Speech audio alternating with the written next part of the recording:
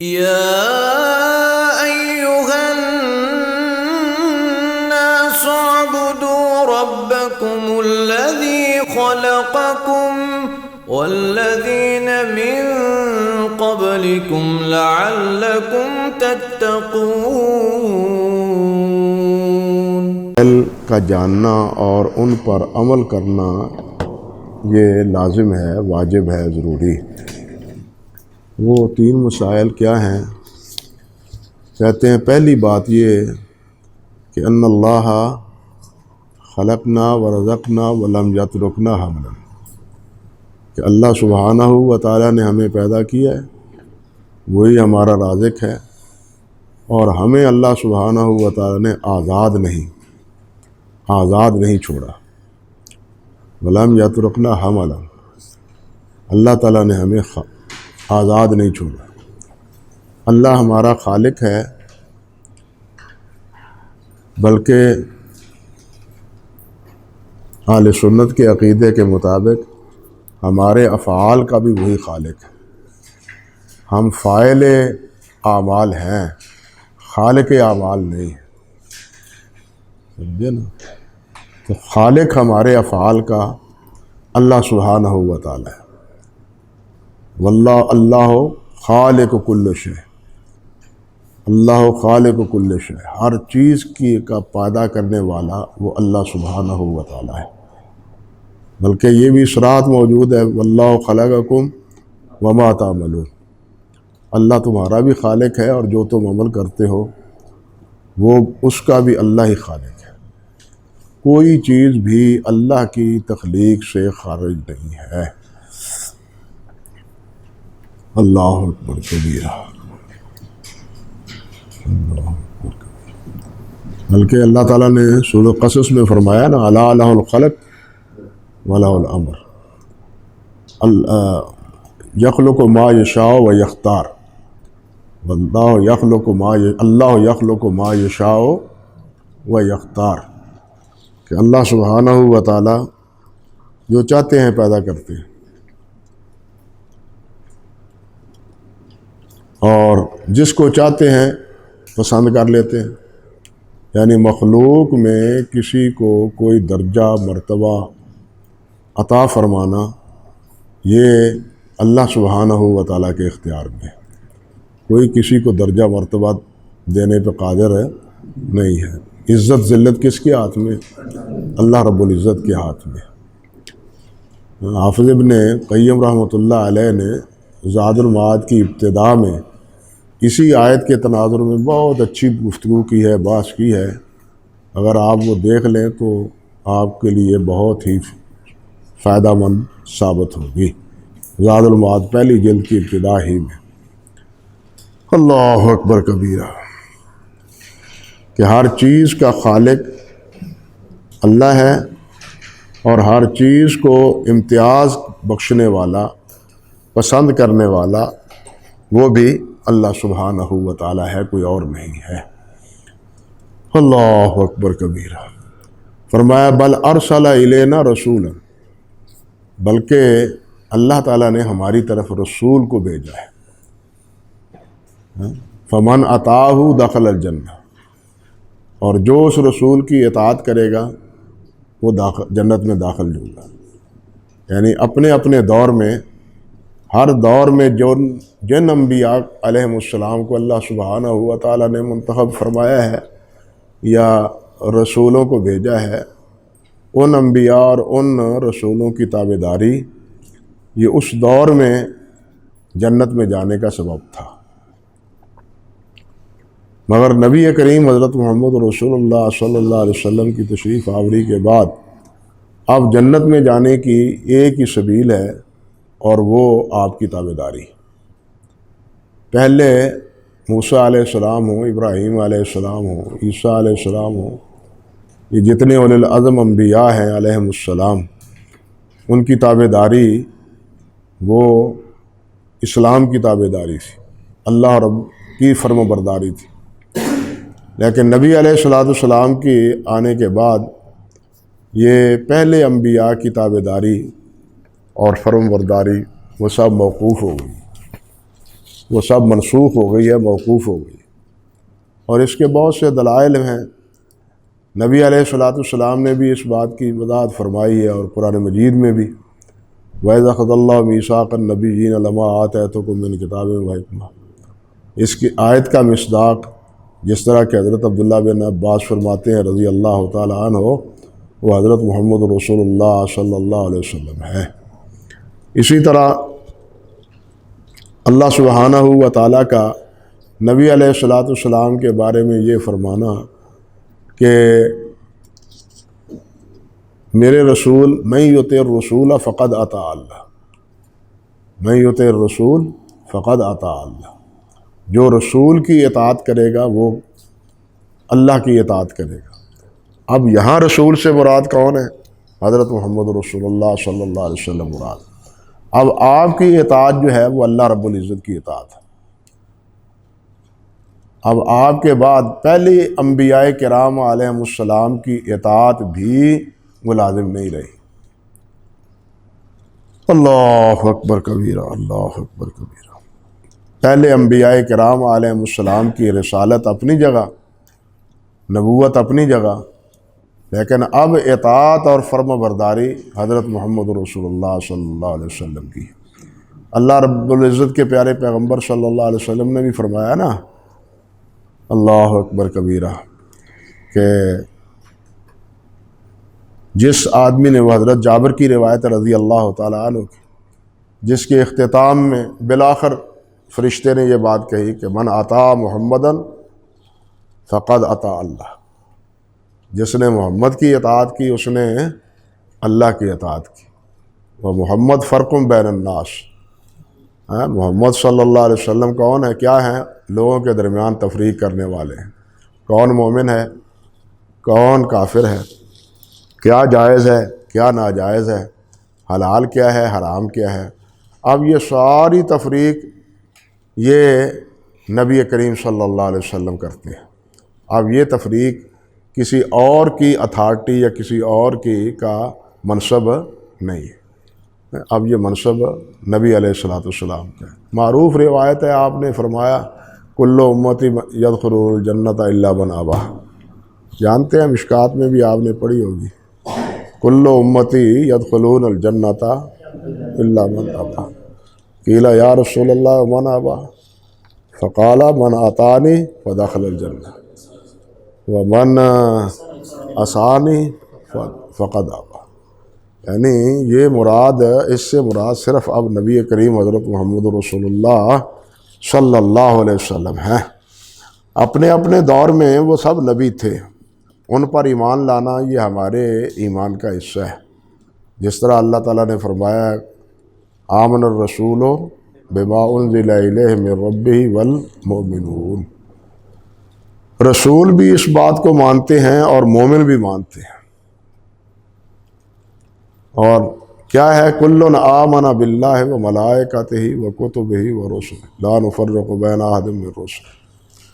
ہم انبیاء میں کسی کے مابین تفریق نہیں کرتے کہ ہم ان کو مانیں گے، ان کو نہیں مانیں گے. جس طرح یہود و نصارہ نے کیا ہے، یہودیوں نے عیسیٰ علیہ السلام کو نہیں مانا، اور پھر یہودیوں اور عیسائیوں نے نبی علیہ السلام کو نہیں مانا، باوجود اس کے کہ اللہ سبحانہ و تعالیٰ کی شہادت ان کے پاس موجود تھی. اللہ نے فرمایا ہے نا، ومن، کیسے ہے قرآن مجید، ومن اظلم ممن کذب علی اللہ وکتم شہادۃ عندہ من اللہ. کس طرح یہ اس طرح کے الفاظ کہ اس سے بڑا ظالم کون ہے کہ جو اللہ سبحانہ و تعالیٰ پر جھوٹ بولتا ہے اور اللہ کی جو شہادت اس کے پاس ہے وہ اس کو چھپاتا ہے. اب اس اللہ کی شہادت جو اس کے پاس ہے، اس سے مراد کیا لیا ہے علماء نے؟ وہ کہتے ہیں اس سے علماء مراد یہود و نصارہ کے پاس وہ گواہیاں ہیں، وہ شہادتیں ہیں جو نبی کریم صلی اللہ علیہ وسلم کے بارے میں تھیں، اور وہ آج بھی موجود ہیں.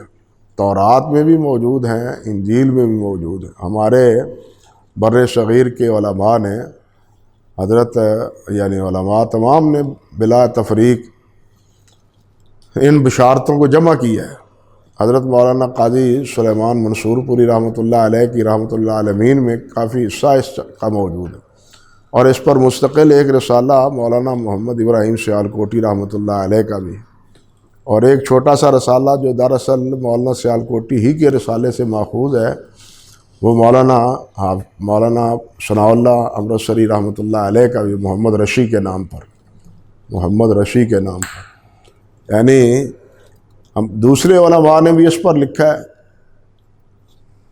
یعنی پہلی کتابوں میں، حتیٰ کہ وید میں، حتیٰ کہ یہ آتش پرست زرتشت اس کے اقوال میں اور تورات اور انجیل میں کہاں کہاں نبی علیہ الصلوۃ والسلام کا تذکرہ ہے۔ بلکہ قاضی صاحب رحمۃ اللہ علیہ نے تو بڑی لطیف بات فرمائی ہے کہ نبی علیہ الصلوۃ والسلام کے سیرت کے اہم جو ہے نا پہلو، ان کا تذکرہ بھی تورات میں موجود ہے۔ صرف آپ کے نام کی بشارت ہی نہیں، بلکہ آپ کی زندگی کے اہم جو پہلو ہیں نا وہ موجود ہیں۔ مثال کے طور پر مدینہ طیبہ کی ہجرت کا تذکرہ موجود ہے کہ فاران اور کہ بیابان میں آنے والے مسافروں کا استقبال کریں گے۔ پھر فاران کی چوٹیوں پر 10,000 قدسیوں کی آمد کا تذکرہ ہے۔ 10,000 کی قدسییں فاران کی پہاڑیاں ہیں، یہ بیت اللہ میں ہیں، یہ بیت اللہ کی پہاڑیوں کو فاران کی پہاڑیاں قرار دیا جاتا ہے۔ اور 10,000 آپ جانتے ہیں کہ فتح مکہ کے وقت نبی علیہ الصلوۃ والسلام کے ہمراہ 10,000 صحابہ کرام رضوان اللہ علیہ مجمعین تھے، لیکن تورات کے بعد کے نسخوں میں 10,000 کے بجائے انہوں نے کثیر لوگ کر دی، کثرت بہت زیادہ، یعنی اس میں بھی انہوں نے تعریف کر دی تاکہ اس کا مصداق پورے کا پورا مینوانا یہ فتح مکہ نہ بن پائے۔ تو قاضی صاحب رحمۃ اللہ علیہ نے تو یہاں تک فرمایا ہے کہ آپ کی حیات طیبہ کے جو اہم واقعات ہیں نا، ان کا اشارہ اور ان کا کی تمثیلاً بشارتیں وہ تورات میں موجود ہیں۔ اللہ اکبر کبیرہ۔ تورات کے جو ہے نا کہا جاتا ہے اصطلاحی طور پر عہد نامہ قدیم اور عہد نامہ جدید۔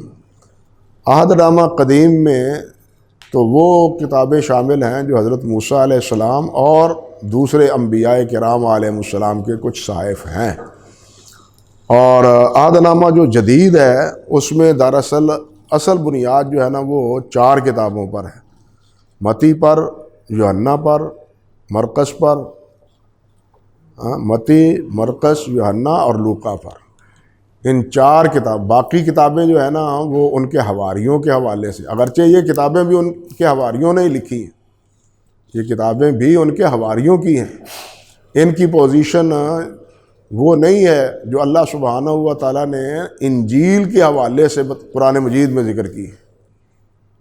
انجیل کے حوالے سے جو قرآن مجید میں ذکر کی، کیوں؟ اس لیے کہ ان کتابوں میں تو حضرت عیسیٰ علیہ السلام کی وفات کا بھی تذکرہ موجود ہے۔ ایک سیدھی سی بات ہے کہ اگر یہ منزل من اللہ سارا مجموعہ ہے تو پھر عیسیٰ علیہ السلام کی وفات کا ذکر اس میں چہ معنی دار ہے، سمجھے یا نہیں سمجھے؟ تو اس طرح ان کتابوں میں نبی علیہ الصلوۃ والسلام کی بشارتیں موجود ہیں۔ اللہ اکبر کبیرہ۔ لیکن کہنے کا مقصد یہ تھا کہ ہم تمام انبیاء کرام علیہ السلام پر ایمان لاتے ہیں، یہود و نصارہ کی طرح نہیں، بلکہ تمام انبیاء پر، مگر اطاعت، فرمانبرداری، تابعداری وہ حضرت محمد رسول اللہ صلی اللہ علیہ وسلم کی۔ اب پہلے انبیاء میں سے کسی کی تابعداری وہ نہیں۔ معروف روایت ہے حضرت موسیٰ علیہ السلام کے بارے میں، حضرت شیخ جنید بغدادی رحمۃ اللہ علیہ کا بڑا معروف قول ہے اور بہت اچھا قول ہے۔ کہتے ہیں کہ الطرق کلھا مسدودہ الا من اکتفی بعصر رسول اللہ صلی اللہ علیہ وسلم۔ الطرق کلھا مسدودہ، کہ تمام راستے بند ہو چکے ہیں، صرف ایک راستہ کھلا ہے، اور وہ ہے جو حضرت جو محمد رسول اللہ نے کھولا ہے۔ جو آپ کے راستے پر اکتفا کرے گا وہ ٹھیک ہے، جو آپ کے راستے پر اکتفا نہیں کرے گا وہ درست نہیں۔ اللہ اکبر کبیرہ، اللہ اکبر کبیرہ۔ یہ فرماتے ہیں مصنف فمن اطاعہ دخل الجنہ ومن عصاہ دخل النار، جو آپ کی نافرمانی کرے گا وہ جہنم میں جائے گا، اور جو اطاعت کرے گا، فرما برداری کرے گا، وہ جنت میں جائے گا۔ اللہ اکبر کبیرہ، اللہ اکبر کبیرہ۔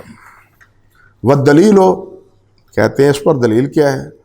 دلیل ہے اللہ سبحانہ و تعالیٰ کا قولہ تعالیٰ انا ارسلنا الیکم رسولا شاہدا علیکم کما ارسلنا الی فرعون رسولا فعصا فرعون الرسول فاخذناہ اخذا وبیلا۔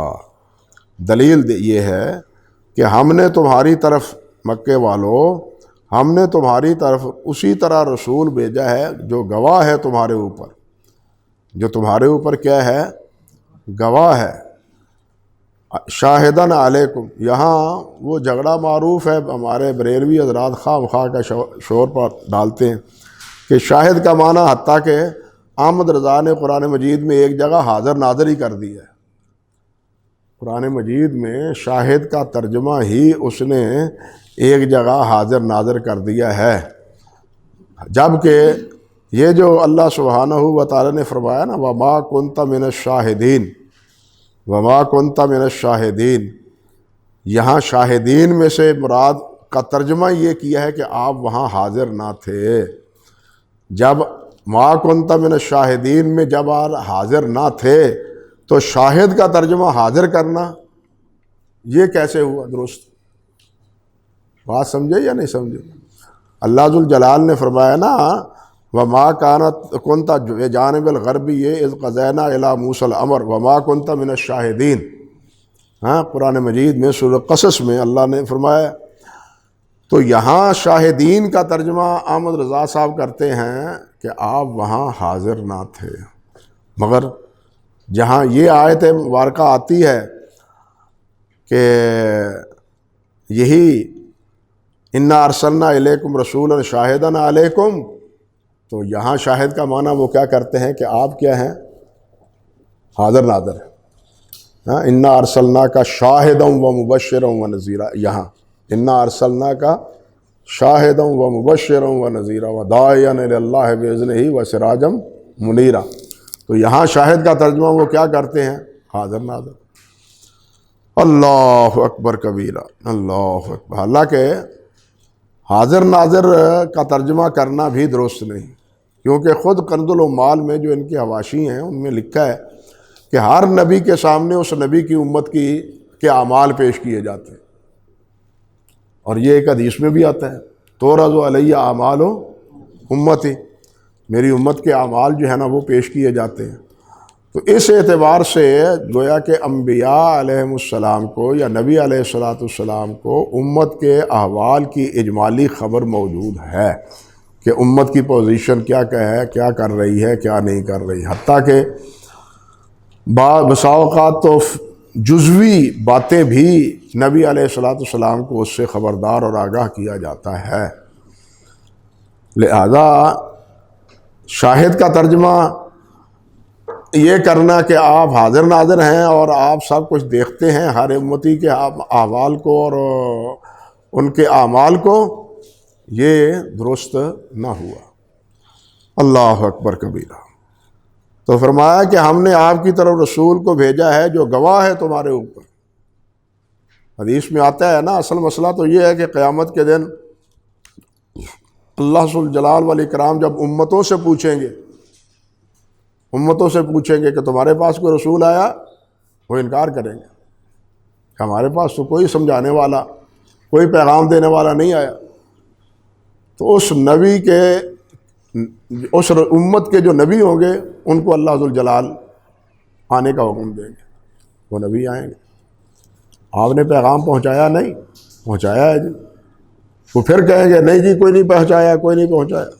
اللہ اکبر کبیرہ۔ ایسا شور شرابہ ہوگا وہاں، ایسا خصوم ہوگا، جھگڑا ہوگا۔ اللہ نے ایک جگہ فرمایا نا تم میرے پاس آ کے جھگڑو گے۔ اللہ معاف فرمائے، یہ انسانوں کے آپس میں جھگڑے تو ہیں ہی ہیں، کفر و اسلام کے جھگڑے تو ہیں ہی ہیں، بدعت اور سنت کے جھگڑے تو اپنی جگہ ہی ہیں، حتیٰ کہ روح اور جسد کے جھگڑے بھی وہاں ہوں۔ اس انسان کا جسم ہے نا، اس کے ساتھ روح کا بھی جھگڑا ہو، روح کہے گا اس کا قصور ہے، جسم کہے گا اس کا قصور ہے۔ پھر اللہ سبحانہ و تعالیٰ فرشتے کو مقرر کریں گے کہ ان کے درمیان فیصلہ کرو، یہ کیوں جھگڑتے ہیں؟ تو فرشتہ انہیں سمجھائے گا کہ بتلاؤ، دو آدمی ہیں، وہ جا رہے ہیں، لیکن ایک اپاہج ہے اور ایک جو ہے وہ نابینا ہے، ایک چل پھر نہیں سکتا، دوسرا دیکھ نہیں سکتا۔ اب جاتے جاتے دونوں کو بھوک لگی، باغ تو انہیں نظر آ گیا دیکھنے والے کو، لیکن وہ ہے کیا؟ اپاہج ہے۔ ہاں، وہ اوپر ہاتھ اٹھا کے پھل توڑ نہیں سکتا، اپنی جو ہے نا بھوک یا پیاس اس کا انتظام نہیں کر سکتا۔ تو پھر وہ جو اللہ آپ کا بھلا کرے نابینا ہے، اس کو کیا کہتے ہیں؟ وہ کہتا ہے کہ دیکھو میں آپ کو اٹھاتا ہوں، تم کو کندھے پر اٹھاتا ہوں اور تم ہاتھ سے یہ پھل توڑ لو، مجھ سے تو اٹھایا نہیں جاتا۔ تو وہ اس کو توڑتا ہے اور دونوں کھا لیتے ہیں۔ فرشتہ پوچھے گا ہاں بھائی دونوں کا قصور ہے یا ایک کا؟ وہ کہیں گے دونوں کا قصور ہے۔ تو یہ روح بھی اس جسم کی سواری ہے، روح بھی کیا ہے؟ اس جسم کی یوں سمجھیے کہ سواری ہے۔ یہ دونوں کا کیا کرتا ہے، کیا دھرتا ہے، جو کچھ انسان کرتا ہے نا یہ روح کا۔ ایک دور میں تو یہ بہت جھگڑا رہا، فلاسفہ تو انکار ہی کرتے تھے کہ روح ہے ہی نہیں، روح ہے ہی نہیں، صرف مادہ ہے، روح نہیں ہے۔ لیکن بعد میں خود انہوں نے اقرار کیا کہ نہیں، روح بھی ہے۔ یہ 200 سال پہلے، اور بعض نے تو اس پر مستقل کتابیں بھی لکھی، روح کے افعال پر، کاموں پر، کہ روح بھی اسی طرح اثر پذیر ہوتا ہے جس طرح کہ انسان کا یہ جسم جو ہے نا وہ عمل کرتا ہے۔ حتیٰ کہ روحانی قوت کا بھی پھر انہوں نے اقرار کیا۔ مسلمان تو جسمانی قوت کے ساتھ ساتھ روحانی قوت کا اقرار کرتے ہیں نا، روحانی قوت کا۔ پھر انہوں نے بھی، کفار نے بھی معنی تسلیم کیا۔ اللہ سبحانہ و تعالیٰ نے تو صرف اتنی بات فرمائی کہ قل الروح من امر ربی یسألونک عن الروح قل الروح من امر ربی۔ اس کی تفصیل چونکہ انسان کی ضرورت نہیں تھی، اس لیے اللہ سبحانہ و تعالیٰ نے صرف اتنی بات فرمائی کہ یہ روح اللہ کا حکم ہے، اللہ کے حکم سے یہ سارا کام، یہ سارا نظام چل رہا ہے۔ جب یہ حکم ختم ہوگا اللہ سبحانہ و تعالیٰ کی طرف سے تو یہ انسان جو ہے نا وہ مر جائے گا۔ یہاں پھر ایک جھگڑا ہے، اختلاف ہے کہ یہ انسان کا یہ نفس ہے یا روح ہے۔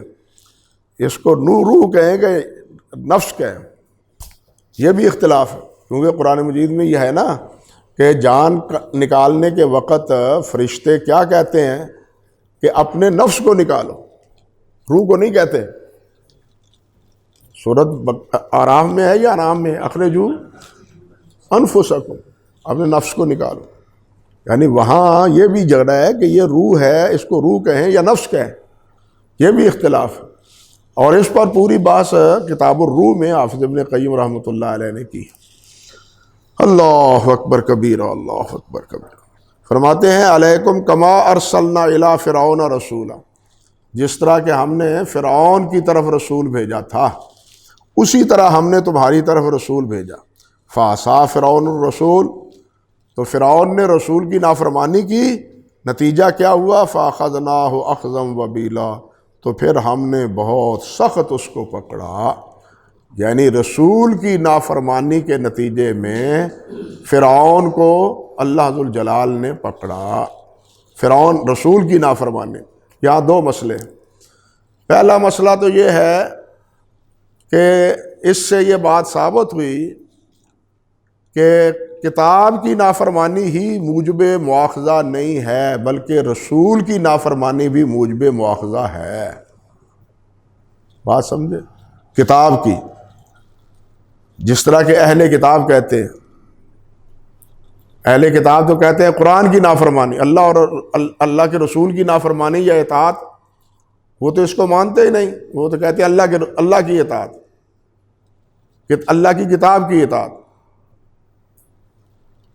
حالانکہ یہاں اب رسول حضرت موسیٰ علیہ السلام، ان کو تورات اللہ ذوالجلال والاکرام نے اس وقت دی تھی جس وقت فرعون غرق ہو گیا تھا، اور فرعون کو موسیٰ علیہ السلام نے جو کچھ کہا، جو کچھ پیغام دیا من جانب اللہ کہ مجھے اللہ نے بھیجا ہے، اور یہ بھی فرمایا ہے کہ بنی اسرائیل کو میرے ساتھ روانہ کر دو، اور یہ بھی فرمایا ہے کہ اللہ وہ ہے جو رب العالمین ہے، یہ ہے نا ساری بحثیں جو فرعون کے ساتھ حضرت موسیٰ علیہ السلام کی چلتی ہیں، تو یہ ساری باتیں، کتاب تو اس وقت تھی نہیں، تورات تو اللہ ذوالجلال والاکرام نے دی ہے فرعون کے غرق ہونے کے بعد۔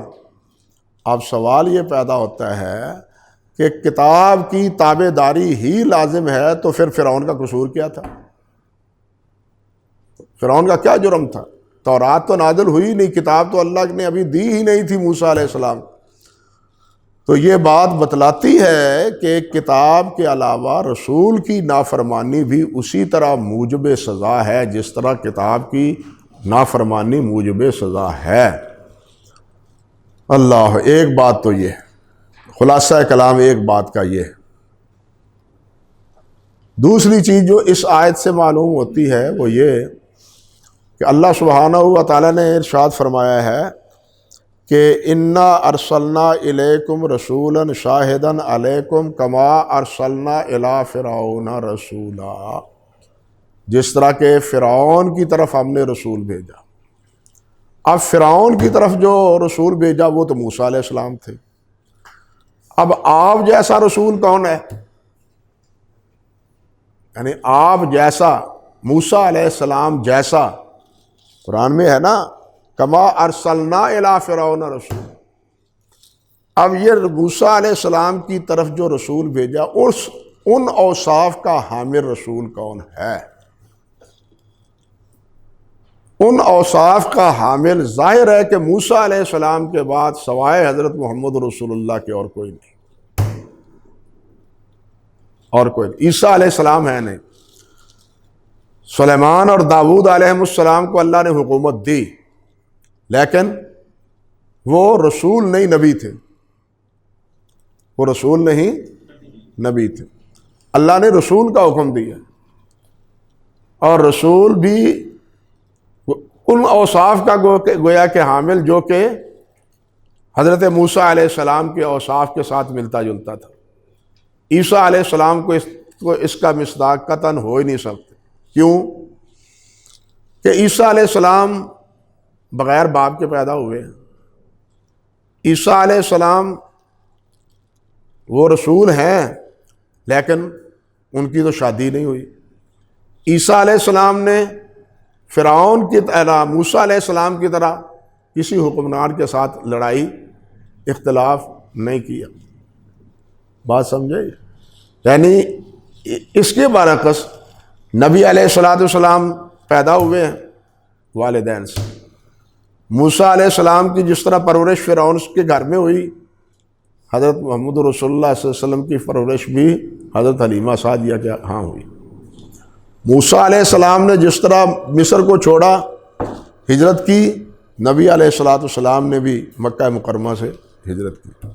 موسیٰ علیہ السلام نے جس طرح جہاد کیا اور موسیٰ علیہ السلام کے تابعدار حضرت یوشع بن نون نے جہاد کیا، بالکل اسی طرح نبی علیہ السلام نے بھی جہاد کیا، اور نبی علیہ السلام کے تابعدار صحابہ کرام نے بھی جہاد کی۔ اللہ، پھر نبی علیہ السلام کی شادی ہوئی اور موسیٰ علیہ السلام کی بھی شادی ہوئی، سمجھے نا؟ پھر موسیٰ علیہ السلام کو اور یوشع بن یعنی نون کو ان کے مخالفین پر اللہ سبحانہ و تعالیٰ نے مدد فرمائی اور فرعون کو غرق کیا، نامراد کیا، ناکام کیا۔ اسی طرح نبی علیہ السلام کو اللہ ذوالجلال نے عزت دوام بخشی، وہی جو مخالف تھے وہ سرنگوں ہوئے، اور نبی علیہ الصلوۃ والسلام کا پھریرا وہ پورے سرزمین حجاز میں اللہ ذوالجلال نے پھیلایا۔ سمجھے نا؟ تو یہ مناسبتیں جتنی نبی علیہ الصلوۃ والسلام کے ساتھ حضرت موسیٰ علیہ السلام کی ہیں، کسی اور نبی کی نہیں ہے۔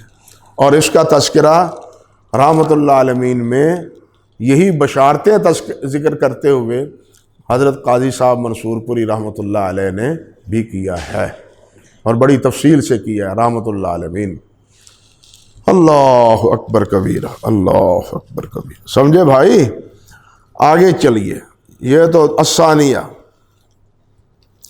پہلی بات تو یہ تھی کہ اللہ ہمارا خالق ہے، اللہ ہمارا رازق ہے، اور اللہ نے ہمیں آزاد نہیں چھوڑا، بلکہ ہمارے لیے اللہ نے رسول نازل فرمائے بھیجے، ان پر اپنی کتابیں نازل فرمائیں، اور ان رسولوں کی اطاعت کو اللہ ذوالجلال نے اپنی اطاعت قرار دیا، اور ان کی اطاعت کو اللہ ذوالجلال والاکرام نے جنت میں جانے کا ذریعہ بنایا۔ پہلی بات تو تھی یہ۔ اب دوسری بات کیا ہے؟ فرماتے ہیں کہ ان اللہ لا یرضی ان یشرک معہ احد فی عبادتہ، کہ اللہ تعالیٰ راضی نہیں ہوتے کہ اللہ کے ساتھ اس کی عبادت میں کسی کو شریک کیا جائے۔ اللہ راضی نہیں ہوتے بلکہ ناراض ہوتے۔ اللہ راضی نہیں بلکہ ناراض ہوتے ہیں کہ اللہ رب العزت کے عبادت میں کسی کو شریک بنایا جائے۔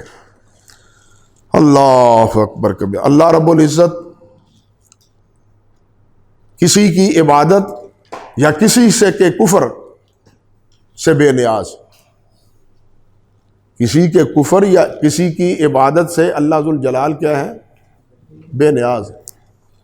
حدیث قدسی میں ہے نا، حضرت ابو ذر غفاری رضی اللہ تعالیٰ عنہ کی جو روایت ہے صحیح مسلم میں، کہ اگر سارے کے سارے تم کافر ہو جاؤ تو اللہ ذوالجلال کو پھر بھی کوئی پرواہ نہیں۔ موسیٰ علیہ السلام نے بھی یہی بات فرمائی سورۃ غالباً ابراہیم میں، ان تکفروا انتم من فی الارض جمیعا فإن اللہ غنی عن العالمین۔ اگر تم سب کافر ہو جاؤ اللہ تعالیٰ سب سے بے نیاز، اللہ ذوالجلال کو کسی کو کوئی پرواہ نہیں۔ تمہارے کافر ہونے سے اللہ ذوالجلال کے نظام میں کوئی بھوچال نہیں آئے گا، تمہاری بغاوت سے اللہ کی بادشاہت میں کوئی فرق نہیں پڑے گا۔ ملک میں بغاوت ہو جائے تو پھر ملک میں افراتفری پڑتی ہے نا، ملک میں بغاوت ہو جائے، اپوزیشن جو ہے وہ بغاوت پر اتر آئے تو پھر کیا ہوتا ہے؟ پھر امن تباہ ہو جاتا ہے، امن قائم نہیں رہتا، دنگا فساد شروع ہو جاتا ہے۔ اللہ، لیکن اللہ کا باغی بننے کے ساتھ اللہ کے نظام میں کوئی فرق نہیں آتا، اللہ کا نہیں ہے۔ یہ نظام آسمان زمین کا، سورج کا، چاند کا، ستاروں کا، ہواؤں کا، بارشوں کا، رزق کا، یہ سب بدستور اسی طرح رہتا ہے۔ اللہ تعالیٰ کے ہاں کوئی ساری مخلوق کی بغاوت سے اللہ تعالیٰ کی سلطنت میں کسی چیز کی کمی نہیں ہوتی۔ اور اگر سارے کے سارے اللہ رب العزت کے عبادت گزار بن جائے تو عبادت گزار بننے سے اللہ ذوالجلال کی سلطنت میں کسی چیز کا اضافہ نہیں ہوگا، کسی چیز کا اضافہ نہیں ہوگا۔ اللہ تعالیٰ کسی کی عبادت سے بھی بے نیاز، عبادت کرے گا تو اپنا فائدہ کرے گا، کفر کرے گا تو اپنا نقصان کرے گا۔ اللہ ذوالجلال والاکرام اس سے بے نیاز۔ قرآن مجید میں بھی اللہ تعالیٰ نے فرمایا نا، ان تکفروا فإن اللہ غنی عنکم، ان تکفروا فإن اللہ غنی عنکم ولا یرضی لعبادہ الکفر، لیکن اللہ کفر سے راضی نہیں ہے۔ راضی کس پر ہے؟ ایمان پر، راضی تمہارے ایمان پر۔ وَإِن تشکروا یرضہ لکم، اگر شکر کرو گے تو اللہ ذوالجلال جو ہے تم پر راضی ہوگا، اللہ تم کے خوش ہوگا، اور اللہ ذوالجلال والاکرام تم پر راضی ہو کے پھر کیا کرے گا؟ اللہ تمہیں اپنی جنت سے نوازے گا، اللہ تمہیں جنت سے نوازے گا۔ یہاں جو اللہ کی مخلوق ہے یا اللہ ذوالجلال والاکرام نے جو کچھ یہاں پیدا کر رکھا ہے، اس میں تمہاری عبادت کے ساتھ کوئی فائدہ اضافہ نہیں ہوگا۔ اس عبادت کا جو فائدہ ہوگا وہ تمہارا ہوگا۔ اللہ اکبر کبیرہ، اللہ اکبر کبیرہ۔ فرماتے ہیں لا ملک مقرب ولا نبی مرسل، نہ کسی مقرب ترین فرشتے کی عبادت اور نہ ہی کسی نبی رسول کی عبادت، ولا نبی مرسل، وہ نبی جو بھیجا گیا ہے۔ یعنی فرشتوں میں تو سب سے مقربین ہیں نا فرشتے، اور وہ ان میں کون ہے؟ معروف قول کے مطابق حضرت جبرائیل امین۔ اور انسانوں میں سب سے مقربین کون ہیں؟ انبیاء کرام۔ اور انبیاء میں سب سے زیادہ کون ہے؟ حضرت محمد رسول اللہ صلی اللہ علیہ وسلم۔ تو نبی حضرت محمد رسول اللہ کی عبادت بھی اور جبرائیل کی عبادت بھی اللہ اس پہ راضی نہیں، ناراض ہوتا ہے۔ جب جبرائیل کی عبادت درست نہیں ہے، نبی علیہ السلام کی عبادت درست نہیں ہے، تو پھر اور کسی کی عبادت کی کیا گنجائش پیچھے رہ جاتی؟ سمجھے یا نہیں؟ جب کسی اللہ کے یہ جو مکے والے تھے، اللہ تعالیٰ معاف فرمائے، اللہ رحم کرے، ہدایت دے، یہ فرشتوں کو اللہ ذوالجلال والاکرام کی بیٹیاں کہتے تھے، اور فرشتوں کے نام پر انہوں نے بت بنائے ہوئے تھے اپنے تصور پر۔ اور عیسیٰ علیہ السلام کو تو اللہ ذوالجلال والاکرام کا بیٹا عیسائی کہتے تھے۔ اور یہ عجیب تھیوری ہے، عجیب ان کا یہ مسئلہ ہے کہ تین تثلیث کے قائل ہیں، تین ایک ہے اور ایک تین ہے، تینوں ہی ازلی ہیں، ایک بھی ازلی ہے، تین بھی ازلی ہیں، ایک بھی ازلی ہے، اور تین بھی کہنا چاہیے کہتے ہیں کہ مشکل کشا ہے اور ایک بھی مشکل کشا ہے۔ تین بھی سب کچھ دیتے ہیں، ایک بھی سب کچھ دیتا ہے، ایک تین ہے، تین ایک ہے۔ یہ ہے سارا مسئلہ۔ یہاں ایک بات سمجھ لیں کہ تین ایک ہیں یا ایک تین ہیں، تو ایک گویا تین کے وجود سے ایک بنا ہے، گویا اللہ مرکب ہوا۔ ایک ہے تو تین سے ایک ہوا نا، تو اللہ کیا ہوا؟ مرکب ہوا۔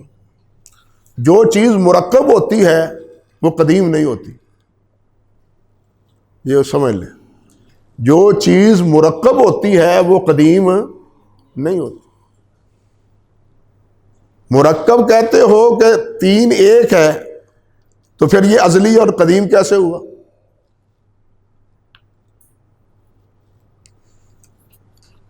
یا تو یہ حادث ہوا،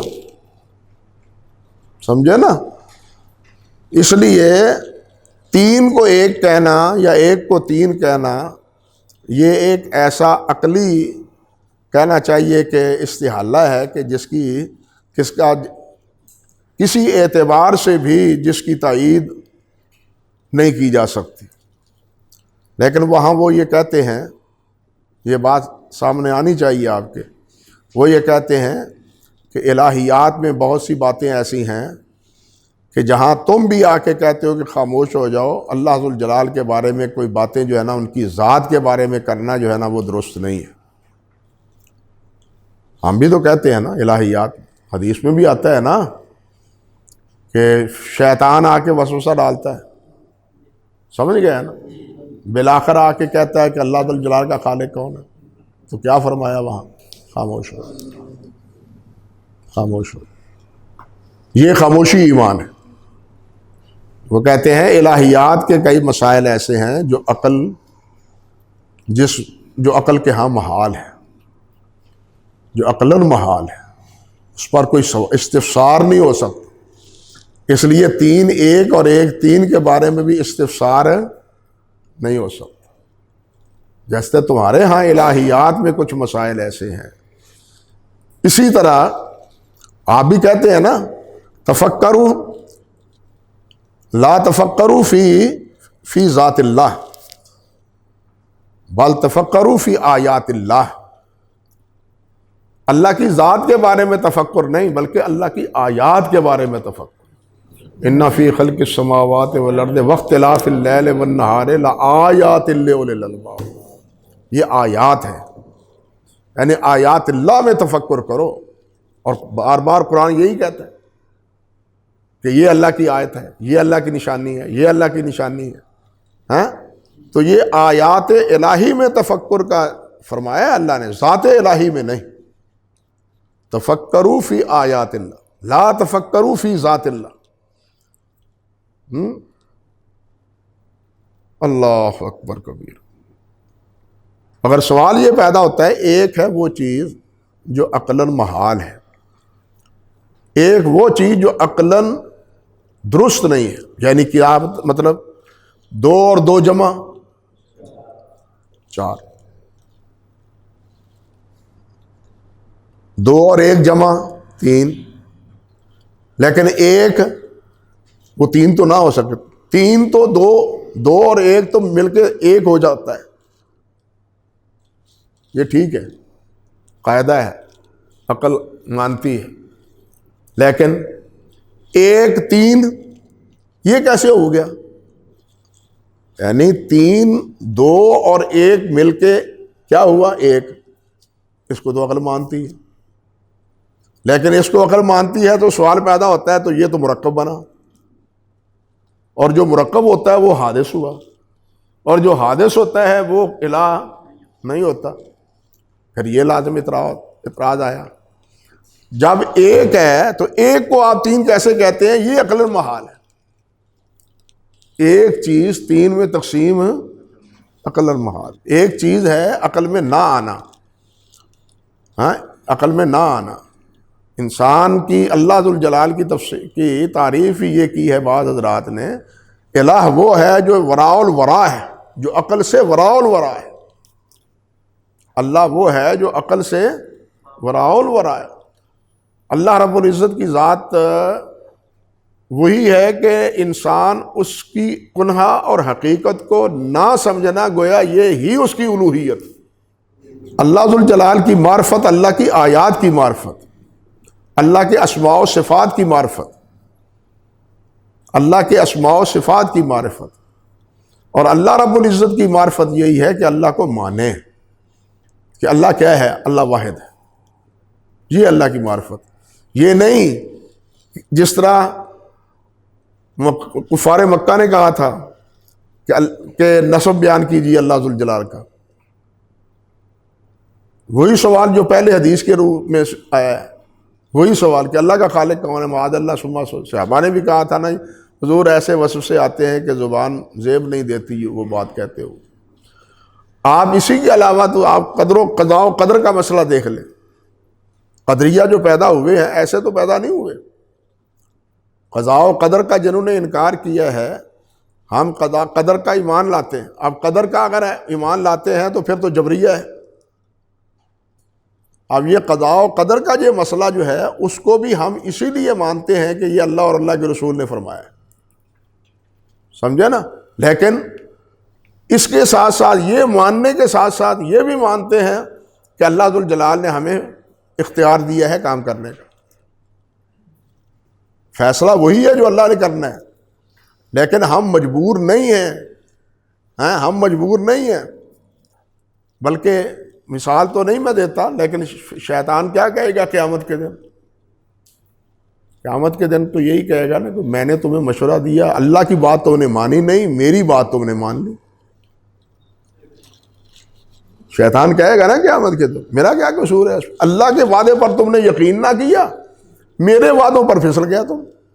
قصور تو پھر ہمارا ہی ہے نا. بئس للظالمین بدلا. اللہ اکبر کبیر. اللہ اکبر. سورۃ الکہف میں اللہ ذوالجلال نے فرمایا بئس للظالمین بدلا. تم اپنے دشمن کو اور میرے نافرمان کو میرے بدلے میں تم نے قبول کر لیا، میرے بدلے میں. اللہ اکبر. جو میرا دشمن ہے اور تمہارا بھی دشمن ہے، اور ساتھ کیا ہے، وہ میرا بھی دشمن ہے اور تمہارا بھی دشمن، اور اس نے حلف بھی اٹھا رکھا ہے تمہاری دشمنی کا، اور تم نے جناب اس کے ساتھ اپنی یاری گانٹ لی، اس کے پیچھے چل نکلے، مجھے چھوڑ دیا. بئس للظالمین بدلا. اللہ اکبر. تو خیر بات کر رہے تھے بھائی، اللہ ہمیں ہمارے حال پر رحمت فرمائے۔ فرماتے ہیں کہ کوئی نبی، کوئی فرشتہ وہ اللہ سبحانہ و تعالیٰ کی عبادت کے لائق نہیں ہے۔ اللہ تعالیٰ نے فرمایا نا، ما کان لبشر ان یؤتیہ اللہ الکتاب والحکم والنبوۃ ثم یقول للناس کونوا عبادا لی من دون اللہ ولکن کونوا ربانیین۔ جتنے بھی ہم نے رسول بھیجے ہیں وہ یہی کہتے ہیں کہ کیا کرو، کیا بنو، ربانی بنو، ربانی بنو، ہماری عبادت نہ کرو، رب کی عبادت کرو۔ وَلَا يَأْمُرُكُمْ أَن تَتَّخِذُوا الْمَلَائِكَةَ وَالنَّبِيِّينَ أَرْبَابًا، اور نہ وہ یہ حکم دیتے رہے ہیں کہ فرشتوں کو یا نبیوں کو اپنا رب بنا لو، اپنا معبود بنا لو۔ کسی نبی نے، کسی رسول نے یہ نہیں کہا، بلکہ تمام انبیاء نے یہی کہا کہ اللہ کی عبادت کرو۔ وَمَا أَرْسَلْنَا مِن قَبْلِكَ مِن رَّسُولٍ إِلَّا نُوحِي إِلَيْهِ أَنَّهُ لَا إِلَٰهَ إِلَّا أَنَا فَاعْبُدُونِ، میری عبادت کرو۔ اللہ اکبر کبیر۔ دلیل اس کی ہے، دلیل کیا ہے؟ والدلیل، انہوں نے تو یہ دلیل دی ہے کہ ان المساجد للہ فلا تدعوا مع اللہ احدا، کہ مسجدیں اللہ کے لیے ہیں تو اللہ کے ساتھ کسی کو مت پکارو۔ دو ہیں، ایک تو مساجد، ایک یہ ہے سجدہ گاہ یعنی سجدہ۔ مساجد میں اللہ کے علاوہ کسی کو نہ پکارو، ایک یہ ہے کہ سجدے میں اللہ ذوالجلال کے علاوہ کسی کو نہ پکارو۔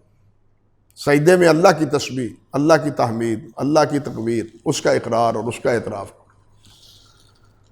گویا سجدہ کس کے لیے ہونا چاہیے؟ اللہ کے لیے، اللہ کے علاوہ کسی اور کے لیے سجدہ نہیں ہونا چاہیے۔ الثالثہ، امام احمد رحمۃ اللہ علیہ کی ایک دعا کا ترجمہ ہے کہ یا اللہ جس طرح میری پیشانی کو تم نے بچایا ہے کہ یہ کسی اور کے سامنے سجدہ ریز نہیں ہوئی، تو یا اللہ میرے ہاتھوں کو بھی بچانا کہ یہ کسی اور کے سامنے نہ اٹھے، یہ تیرے سامنے اٹھے، کسی اور کے سامنے نہ اٹھے۔ والثالثہ، اور تیسری چیز کیا؟ ان من اطاع الرسول ووحد اللہ لا يجوز له موالات من حاد اللہ ورسولہ ولو کان اقرب قریب۔ تیسری بات یہ ہے کہ پہلی تو تھی نا کہ اللہ تعالیٰ نے ہمیں کیا کیا ہے؟ پیدا کیا ہے اپنی عبادت کے لیے، اپنی اطاعت اور فرم برداری کے لیے، اور دوسرا یہ کہ اللہ کی عبادت میں کسی کو شریک نہ کیا جائے۔ اور تیسری بات یہ ہے کہ جس نے اللہ کے رسول کی اطاعت کی، من اطاع الرسول ووحد اللہ، اور اللہ کو ایک جانا، اللہ کو یکتا جانا، ایک جانا، لا یجوز لہ، اس کے لیے یہ جائز نہیں ہے، گنجائش نہیں ہے۔ موالات من حاد اللہ، دوستی اور اس کے ساتھ تعلق داری، دلی رجحان۔ من حاد اللہ ورسولہ، جو اللہ اور اللہ کے رسول کا مخالف ہے، جو اللہ اور اللہ کے رسول کا نافرمان ہے، جو اللہ اور اللہ کے رسول کا باغی ہے، اس کے ساتھ موالات یہ نہیں ہونے چاہیے۔ جو اللہ کے رسول کی اطاعت کرتا ہے اور اللہ کو ایک جانتا ہے، اب اس کو چاہیے یہ کہ جو اللہ کا باغی ہے، اللہ کے رسول کا باغی ہے، اس کے ساتھ موالات نہ ہوں۔ وَلَوْ كَانَ أَقْرَبُ قریب، اگرچہ وہ جتنا ہی قریبی کیوں نہ ہو، قریبی رشتہ دار کیوں نہ ہو۔ اور دلیل اس کی کیا ہے؟ فرماتے ہیں لا تجد قوما یؤمنون باللہ والیوم الآخر، یہ سورۃ مجادلہ کی معروف آیت، یوادون من حاد اللہ ورسولہ ولو کانوا آباءہم او ابناءہم او اخوانہم او عشیرتہم اولئک کتب فی قلوبہم الایمان وأیدہم بروح منہ وَيُدْخِلُهُمْ جَنَّاتٍ تَجْرِي مِن تَحْتِهَا الْأَنْهَارُ خَالِدِينَ فِيهَا رَضِيَ اللَّهُ عَنْهُمْ وَرَضُوا عَنْهُ أُولَٰئِكَ حِزْبُ اللَّهِ أَلَا إِنَّ حِزْبَ اللَّهِ هُمُ الْمُفْلِحُونَ۔ یعنی اس حاملین کردار کو اللہ ذوالجلال نے کیا فرمایا ہے کہ یہ اللہ کی جماعت ہے، اللہ کے سپاہی ہیں، اللہ کے فوجی ہیں، اور اللہ کے فوجی جو ہے نا وہی فلاح پانے والے ہیں، اور انہی کے دلوں میں اللہ ذوالجلال نے ایمان کو لکھ دیا ہے، اور اللہ ذوالجلال انہیں جنت میں داخل فرمائے گا۔ یہ ساری بشارتیں ایک ہی آیت میں اللہ رب العزت نے ذکر کی ہیں، اور ان کا مصداق سب سے پہلے حضرات صحابہ کرام رضوان اللہ علیہم اجمعین ہیں۔ اب دیکھیے اسارۂ بدر کے بارے میں حضرت عمر فاروق رضی اللہ تعالیٰ عنہ نے کیا فرمایا تھا؟ اللہ اکبر، کہ یہ جتنے قیدی ہیں جو میرے رشتہ دار ہیں ان کو میرے سپرد کر دو، جو علی کے ہیں علی کے سپرد کر دو، جو ابو بکر کے ہیں ابو بکر کے سپرد کر دو، اور ان کی گردیں اڑا دو۔ یہ ہے دشمنی۔ بلکہ براء بن مالک کے بارے میں ہے، اصحابہ پڑھ لیں، وہ جب مسلمان ہوئے اور نبی علیہ السلام سے عرض کرنے لگے حضور میں اب اطاعت کروں گا آپ، اور معاملے میں آپ کی فرم برداری کروں۔ آپ نے فرمایا اچھا جاؤ باپ کو قتل کر کے ہو، باپ تیرا نافرمان ہے، جاؤ اس کو قتل کر کے ہو۔ برا اٹھ کر گئے، نکلے مجلس مبارک سے، آپ نے پھر آواز دی، آپ نے پھر واپس بلا دیا۔ یعنی برا نے اطاعت کرنے کے لیے کوئی کمی چھوڑی، نکل گئے باپ کو قتل کرنے کے۔ عبداللہ بن ابی کے بیٹے عبداللہ تھے نا، جب اس نے نالائقی کی جس کے بارے میں سورۃ منافقون کا جو ہے منہ العذاب یہ نازل ہوا، تو اس وقت عبداللہ نے ہی کہا تھا کہ مجھے پتہ چلا ہے کہ آپ کا ارادہ ہے میرے باپ کو قتل کرنے کا ہے، اگر یہ آپ کا فیصلہ ہے تو پھر کسی اور کو حکم نہ دیں، مجھے حکم میں کروں۔ یہ ہے، اگرچہ اپنے قریبی کیوں نہ ہو، اپنا باپ ہی کیوں نہ ہو۔ اللہ اکبر۔ مصعب بن عمیر ہیں رضی اللہ تعالیٰ عنہ، انہوں نے قیدی کو اس کا بھائی بدر میں کفار مکہ کے ساتھ، اور وہ ایک انصاری کے ہاتھ میں پکڑا گیا، اس نے اس کو باندھا، تو حضرت مصعب کہنے لگے اس کی ماں کے پاس کافی پیسے ہیں، اس کو اچھی طرح باندھو، بھاگنے نہ پائے، اچھے پیسے ملیں گے۔ وہ کہنے لگا میں تمہارا بھائی نہیں ہوں، کیا بات کر رہے ہو تم میرے بارے میں، تیرا بھائی نہیں ہوں۔ وہ سب کہتے ہیں میرا یہ بھائی ہے، تم میرے بھائی نہیں۔ ایمان کی قدریں تھیں وہاں، قدریں کیا تھیں؟ ایمان کی تھی۔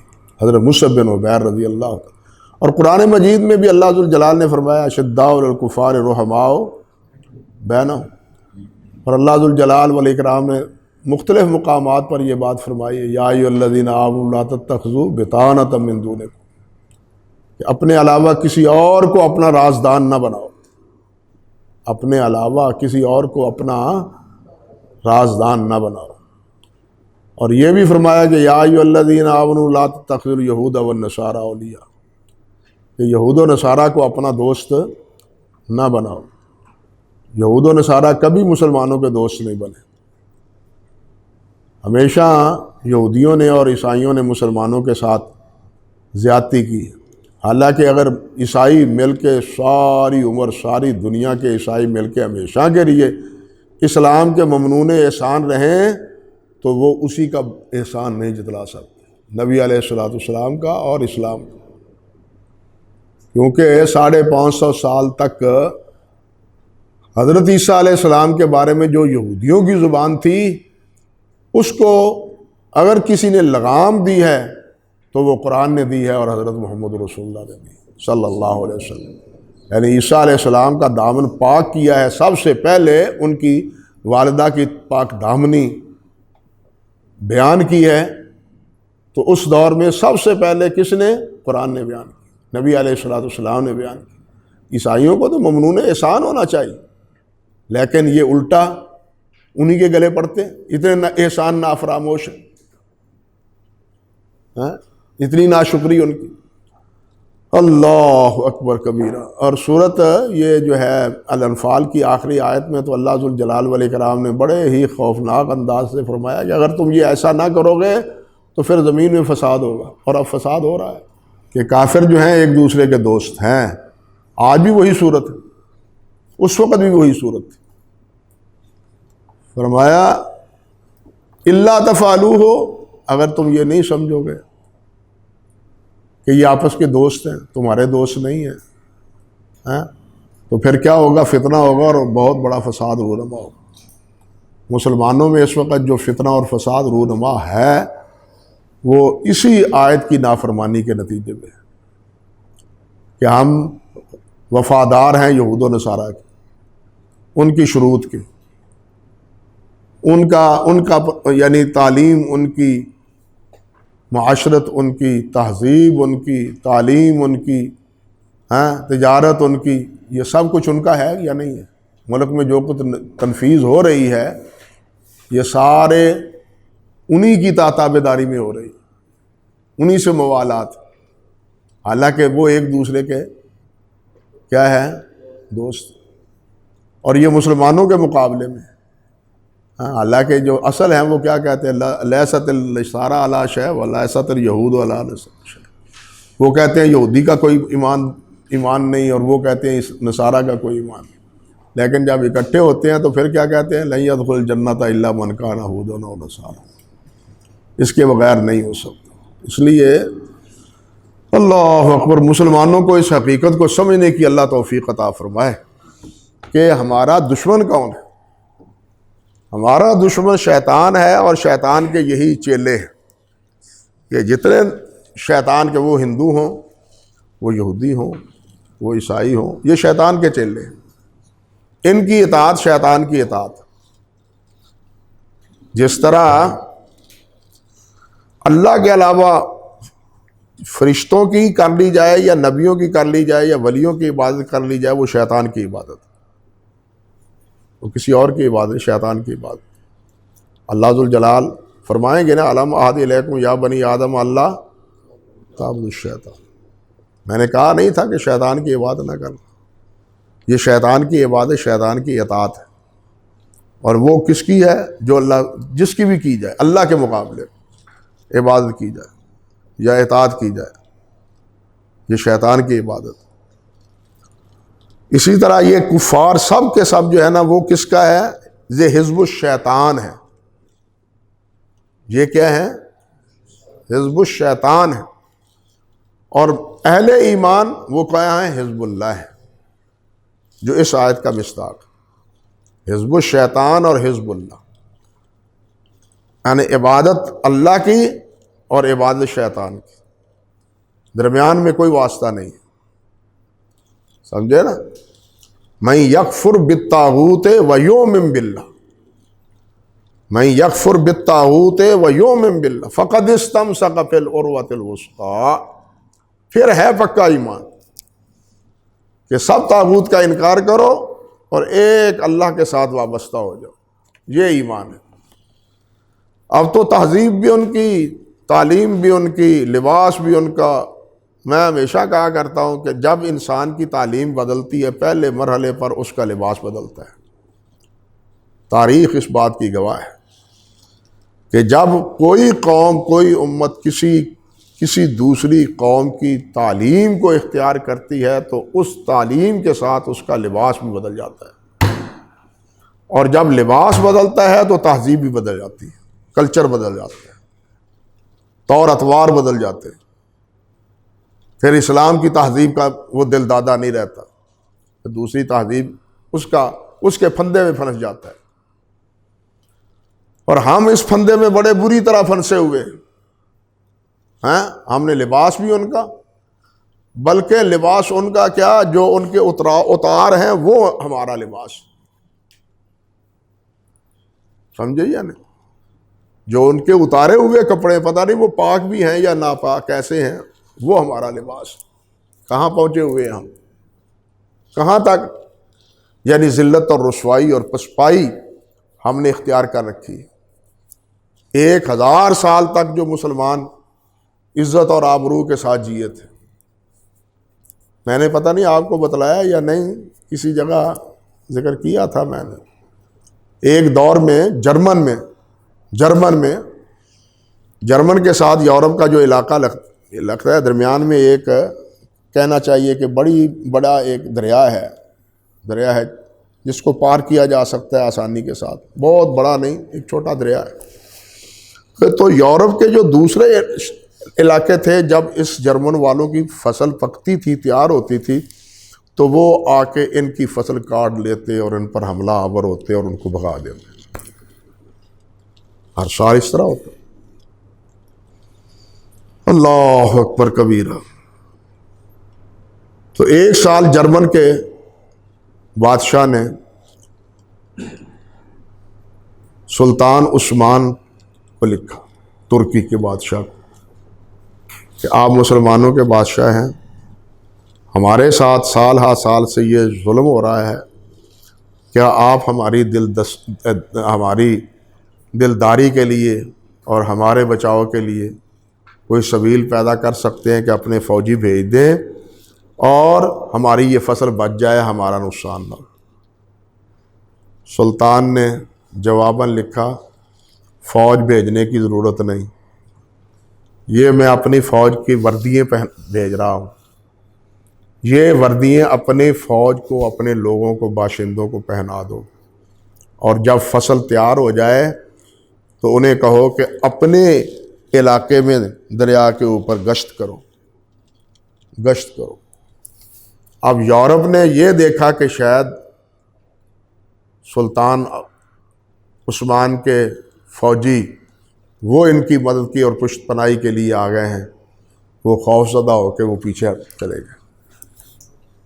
گئے پیچھے۔ ایک دور جب 1000 سال مسلمانوں کا تھا تو مسلمانوں کی کیفیت یہ تھی۔ اب جب ہم نے اپنے سب کو چھوڑا ہے اور ان کے غلام ہوئے ہیں، اب جہاں وہ تھے اب وہاں ہم، بلکہ اس سے بھی پستی میں۔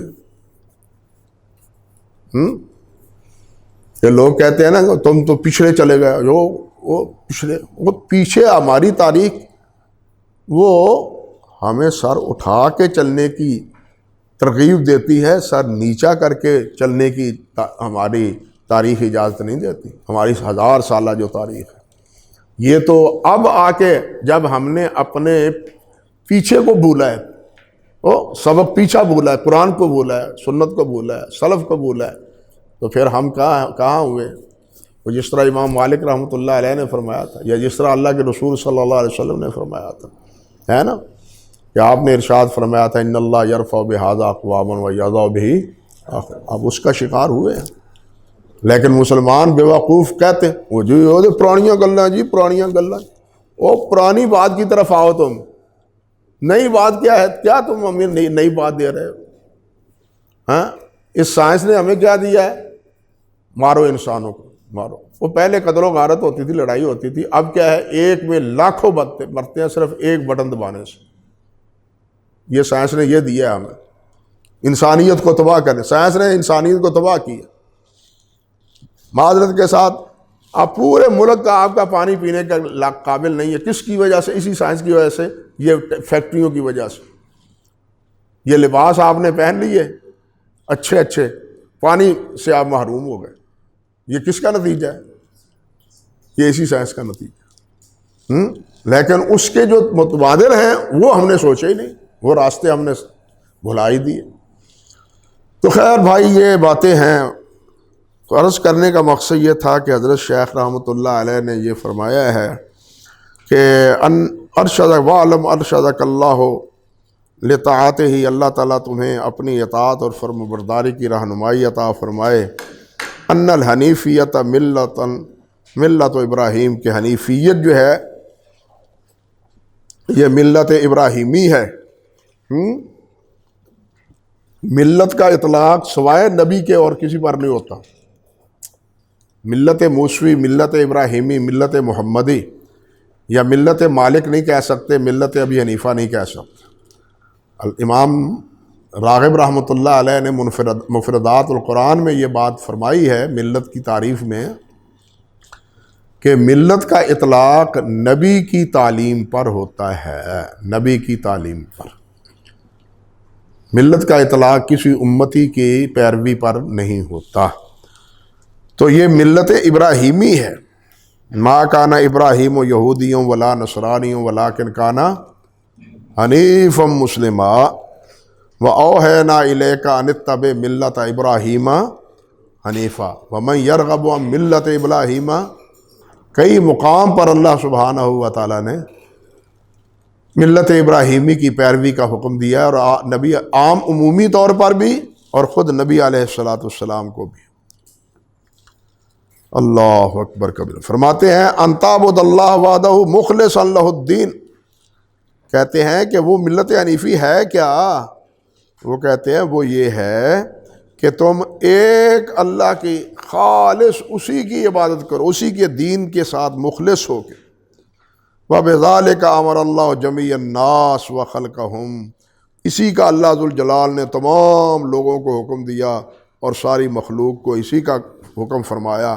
کما قال اللہ تعالیٰ، جس طرح کہ اللہ ذوالجلال نے فرمایا ہے وَمَا خَلَقْتُ الْجِنَّ وَالْإِنسَ إِلَّا لِيَعْبُدُونَ، کہ ہم نے جن و انس کو اس لیے پیدا کیا کہ وہ کیا کریں؟ میری عبادت کریں۔ آگے معنی عبادت کا اور آگے جو اصول بیان فرمائے ہیں معرفت رب کے، یہ اللہ پاک نے چاہا تو آئندہ مجلس میں اس پر بات کریں گے انشاءاللہ بتوفیق اللہ سبحانہ و تعالی۔